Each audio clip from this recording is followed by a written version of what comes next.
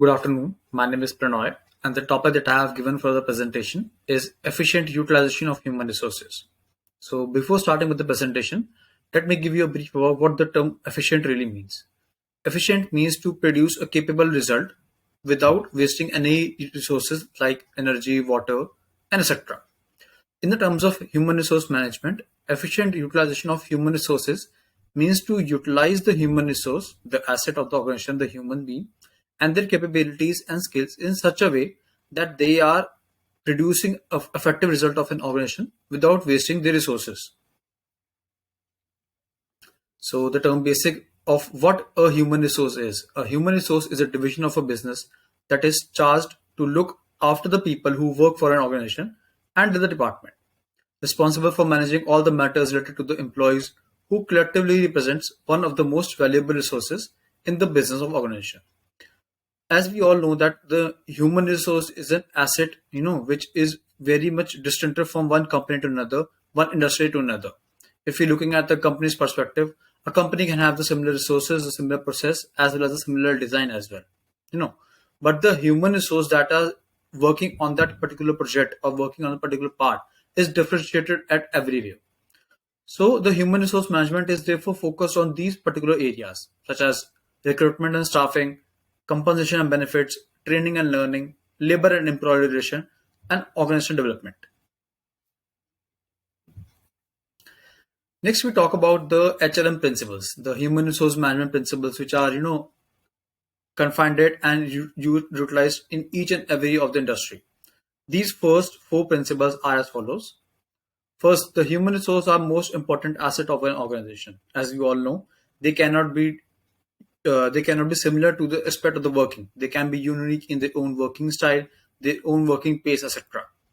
Second, the success is likely to be achieved if the personal policies and procedures of the enterprise are also linked with the achievement of corporate objective and strategic plans. We all know strategic plan is the overall figure which looks after the long term of an organization. In the H&M principles, if you're looking at the strategic plans and strategic part of the business, the human resource is based on the personal policies which drives the organization. Third and the most important aspect is the organization climate and the managerial behavior that comes from the culture. If a company have a good culture, the human resource is likely to be a more effective part of that. If we talk about the examples such as Google, Microsoft, etc., these companies have a high efficient working force because these companies have a personal policies as well as procedures to set define the working rules as well as the climate that these companies have. It also very much drives the workforce towards efficient and effectiveness. And finally, the H&M is concerned with the integration. The integration of people, the integration of processes, which is used by the people to look after their own processes and to deliver the best. The topic that I have given consists of two or three case studies, which have a very much similar stories of how the people and the process, combined together provides a basic necessity of the working of an organization. If they are, the people and the technology work together in a simultaneous way, they can produce a high yield results to the organization. The first example that I am quoting from is from the chapter Chapel Steels in Macedonian Taxes. The introduction is like that a company is working towards a steel manufacturing. They have the human resource, they have the technology processes, and they have the technology to produce and mold the steel. So the company looks after the people and looks after the processes in such a way, like first they use a skill based or knowledge based way. Like if a person is skilled worker, he'll be getting suppose 15,000 rupees and 20,000 rupees a month.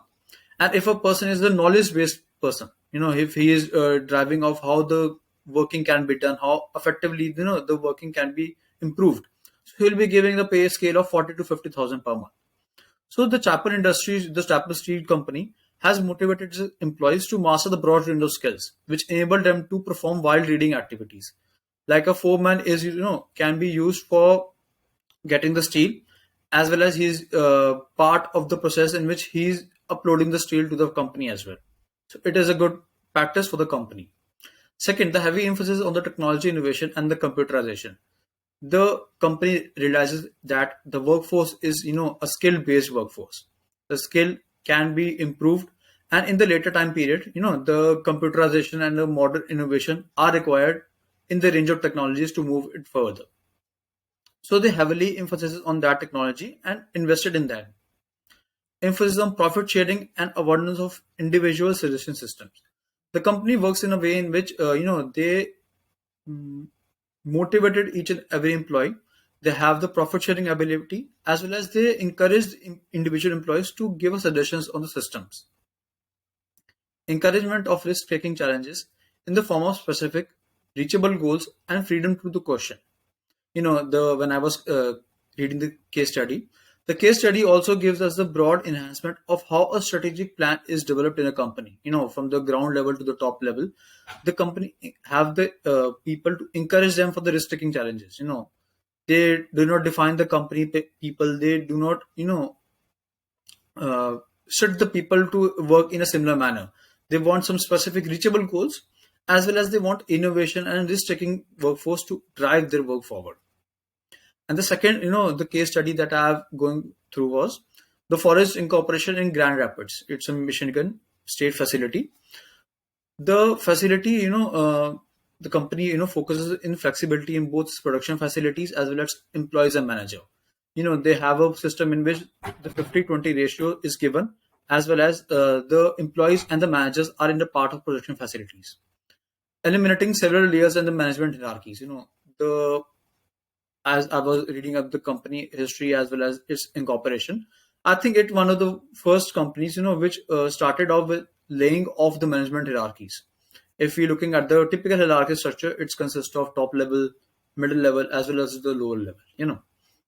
So if we are moving forward towards the organization capabilities and the hierarchy system in the world, these hierarchy systems are getting flatter and flatter. Like if I can quote an example of my own. Like I was working in a BPO industry for 3 months as an internship part. So in the internship part, I gathered around what kind of management hierarchy is used in the company. So the company uses a flat hierarchy, like a intern or a normal person of the company can approach the manager seniors, connectively, straightforwardly, and the managers, if the managers have to report to the CEO of the company, so they have, they do not have to bridge the gap between the another level of managers, the hierarchies, the emails, and the questions.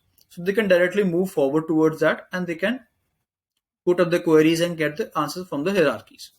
So eliminating several layers of management hierarchies, is one of the way in which the effective worker can be efficient in providing the workforce the desired results, as well as, the wastage of resource and time is the one which gets minimized. The wide dissemination of company information, adding quarterly bonuses driven by the company's productivity, and increasing the level of employee participation in decision making. If you're looking for the company's information, as a intern, I was working in a company for 3 months, and before that, I was working as a sales executive. So I learned one thing that in the corporate culture, when the people are, providing the benefit to the company has a responsibility to, going forward to provide the people the same amount and the energy that the people are providing to the company, like the energy part, the time part, and the most crucial, the money part. So these can be, provided to the companies as well as to the employees, which improves their working force. Like, the people, which are working towards nowadays have focused on money as well as their wealth as well. So health and money are the two parts, when the companies can provide to the employees for the greater benefit of them to make them more efficient for that. Next, the term we have is the efficient team utilization. The efficient team utilization, how an individual person can be utilized in the company, the first and foremost thing. And second, if you're moving towards the efficient utilization of team, how individual working in a team can be trusted each other with each of own have their own unique set of skills combined together and working towards a greater goal of the first of all the team, second for the company. If you're looking at the members who trust each other part, the first point that I have mentioned up in here, the second point, the leadership responsibility with the shared teams, and third, the compatible organization system.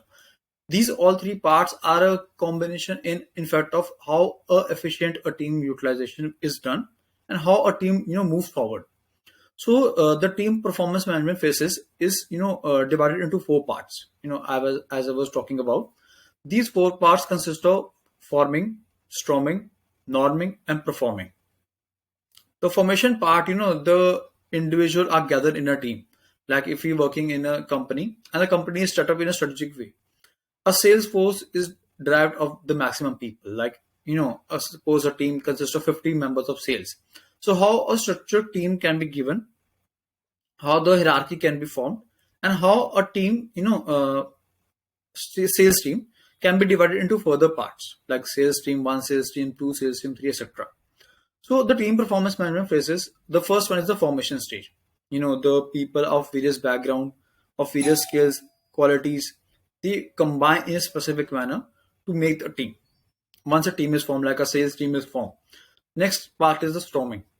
The storming part consists of the ideas, the brainstorming, which we call this at the brainstorming of ideas. Collectively, one person trusts another person to the idea along with the skill, and the second person with the desired skill can, make forward to make the deal or make forward to make the process done. So forming and storming are the first two stages, which combines the people's capability and the trust they can build towards each other. Next is norming.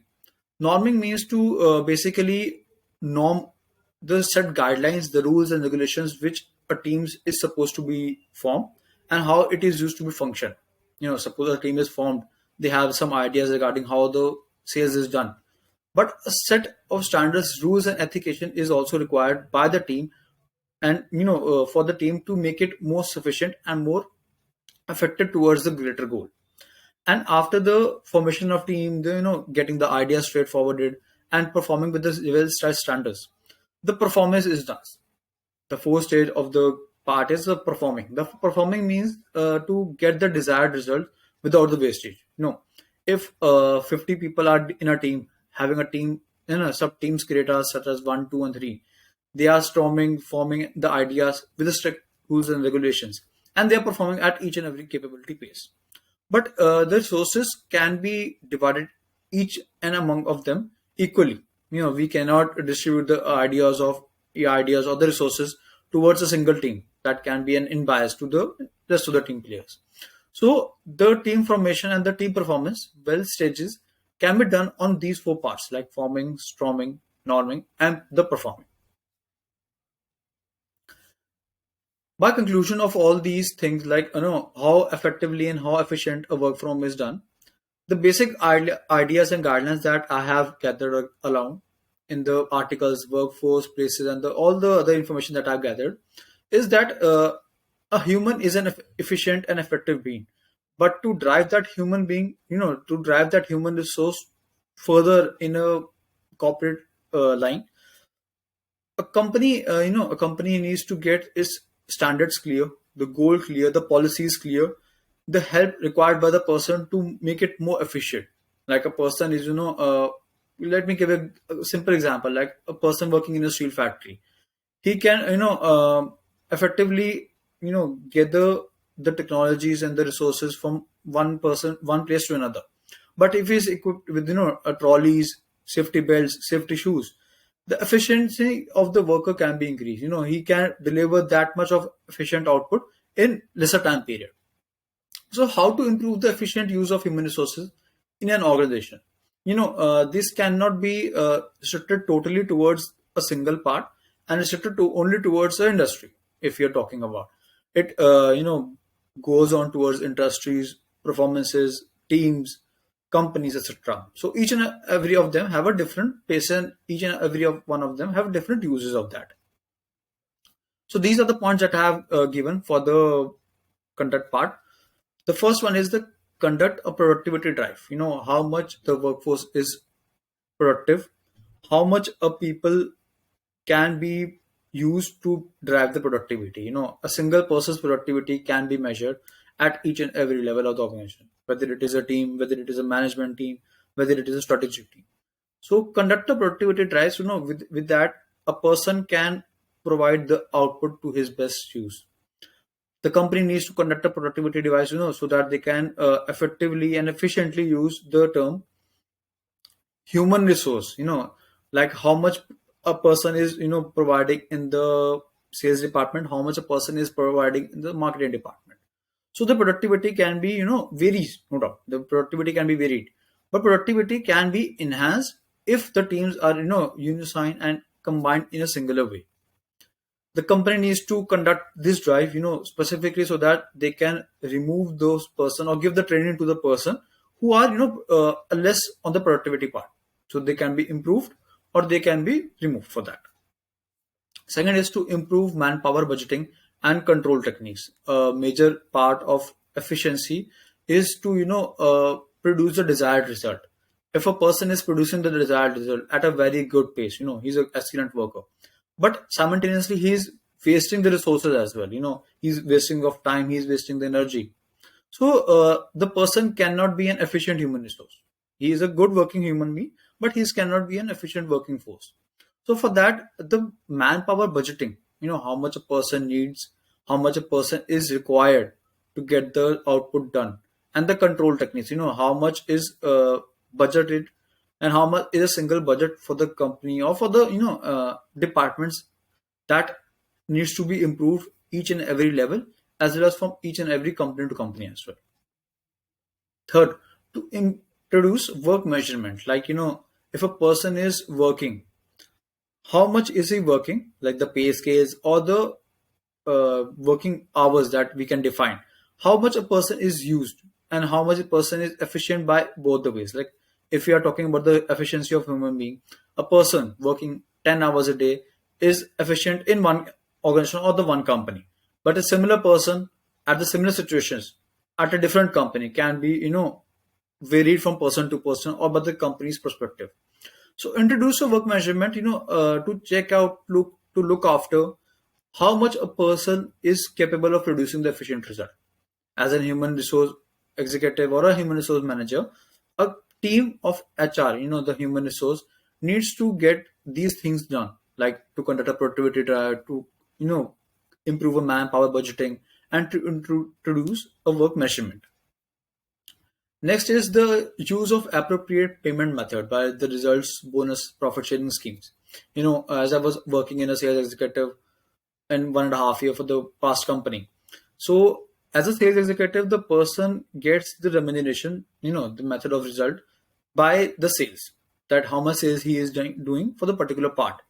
And the bonuses depends upon the cumulative part. If the person is working straightforward, straightforward for the first 3 months and he's bang on reaching on the targets, so the person is entitled to get the bonus.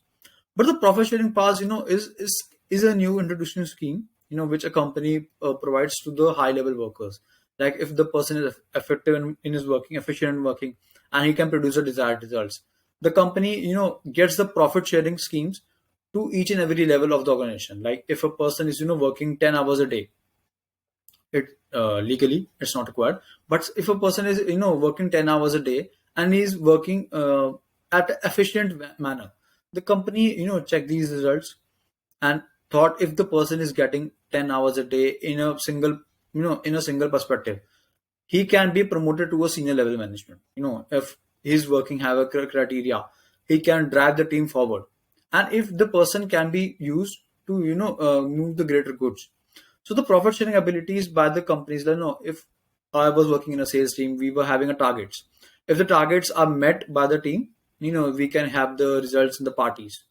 So if the person is meeting the minimum targets, he's getting the minimum thing done, he should be paid handsomely. And if the person is going beyond the target, he's getting something more than the target requires, the person is entitled to get the bonus. But in a long run, if we look at these things, the profit sharing scheme is much more benefit, because if a person is getting bonuses on a interval basis, on a regular basis, he or she may or may not be motivated to get the things done. But if a company is getting profit and he's the person is getting handsome amount of profit from the company's perspective as well, so he'll be driving he'll be most efficient to use these resources to get the profit each and every time. So the profit sharing abilities and the profit sharing schemes are the part of efficient human being. The introduction of the new technologies and maintaining those technologies to get the human resources done. As I was mentioning the case of Chapel Industries, and Forestry Corporation. These companies were introduced and started in late 70s and 80s. So at that point of time, the computing power and the technology was not new, was limited to a various perspective. Various companies have, not many companies have these technologies, the computer power to get the things done. But if you look today, in the 23rd year 2023, after 70-50 years, the gap, that technologies have improved so many far. The person can do the work efficiently, not only by the time period, but only by by the results and the resources as well. If a person is using 10 resources at that point of time, at 50s or 60s, in 70s, in 70s, the person is using 50, things to get the things done. So now the person, by the help of technology, using only 30 things to get the things done. So the use of new technologies helps not only the person, but also makes him the more efficient one. They negotiate appropriate productivity programs by the HR to drive the workforce forward, and introduce a training program based on an analysis of productivity needs. So if you're looking at the grand scheme of things, the productivity is the one which is inclined directly towards the efficient use of human resource. Once a person is getting a proper training in his early days, like 3 to 4 months training, to get the things understand by his own pace, the productivity can be increased phenomenally. If a person gets a 2 weeks training and a person getting a 3 week training, we cannot debate like how much a person can provide in the later days, but he is getting a full-fledged training, as well as he is getting his full-fledged knowledge or skill for that training. The productivity can be increased to the near future. The person is much effectively in his own working. So if you're talking about the whole system, like the efficient use of human beings, the human beings are unique at every perspective. Whether it is a skill, whether it is a knowledge that they have. The knowledge can be a kind of thing which is similar to each and every one of them. The skills can be each and every is also the same. But how a person uses that techniques that he has learned in the previous aspects, the experiences, that provides a greater impact to the organization. If a person is having a good amount of work and a good amount of energy, good amount of experience, good amount of knowledge, so he can be a productive employee, an efficient employee as well. So uh, by concluding this thing, if you're looking at the efficient use of these human resources in the organization, we need to look at the various aspects, like the technology use, the human resource use, the the results and the payments that drives the human being, the technological use, the productivity program. These all things improves the efficient use of technology, the human resource, to get the things done in a perfective manner and get the things to achieve the organizational goal at the end. So this I need to conclude that. Thank you so much for the opportunity that I have given for the presentation. Thank you.